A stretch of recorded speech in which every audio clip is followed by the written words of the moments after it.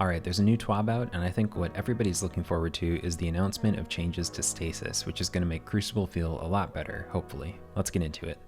Okay, first up is Shatter Dive. Removed damage resistance from Shatter Dive and added a 4-second cooldown between activations of Shatter Dive. Withering Blade, decreased Withering Blade damage against players from 90 to 65 damage. PvE damage is unchanged. Decreased Withering Blade slow stacks applied to players from 60 to 40 stacks. PvE slow stacks are unchanged. Decrease the target acquisition range of Withering Blade after it impacts a player from 12 meters to 8 meters. Range after impacting PvE enemies is unchanged. Next up is Titan. Glacial Quake. Removed area of effect freeze against players on Supercast. Will still freeze PvE enemies on cast. Reduce damage resistance while in super from 60 to 50%. Increase the energy cost of using Shiver Strike while in Glacial Quake from 3% to 7% super energy. Increase the energy cost of using Shiver Strike while in Glacial Quake from 3% to 7% super energy. Using the combo of a Shiver Strike and a heavy slam attack will now cost the full super energy of both the Shiver Strike and the slam. Previously only costed energy for the slam. Shiver Strike. Increased downwards velocity applied to Shiver Strike players when they are slowed to pull them out of the air more strongly. Next up, Warlock changes. Winter's Wrath. Improved tracking of Winter's Wrath projectiles, now tracking strength decays from its max value over 10 seconds instead of 2.2 seconds.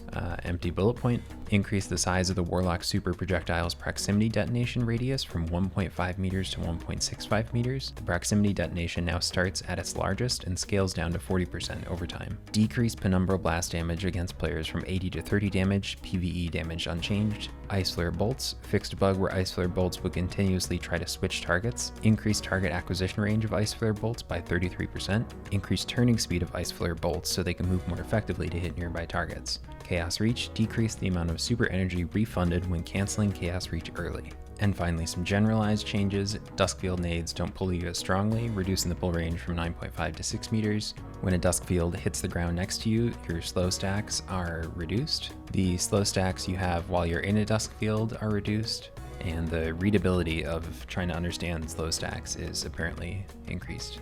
When stasis crystals are shattered, they do less damage. The Whisper of Chains damage resistance bonus is reduced while you're in your super.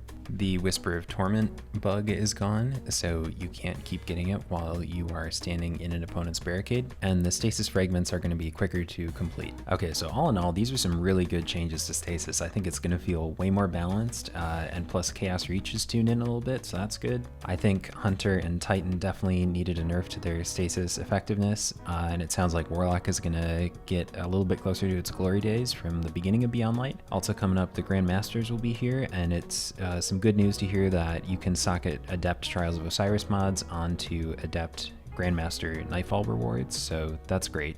They figured out how to disable the big Trials of Osiris conspiracy that was happening with win trading, so Trials will be live tomorrow at Reset. Also just wanted to mention that they fixed Dune Marchers, which I'm partly happy to see and partly sad to see, even as a Titan main. Alright, that's the news. I condensed it quite a bit, but I just wanted to get to the highlights. Thanks for stopping by. Catch you later.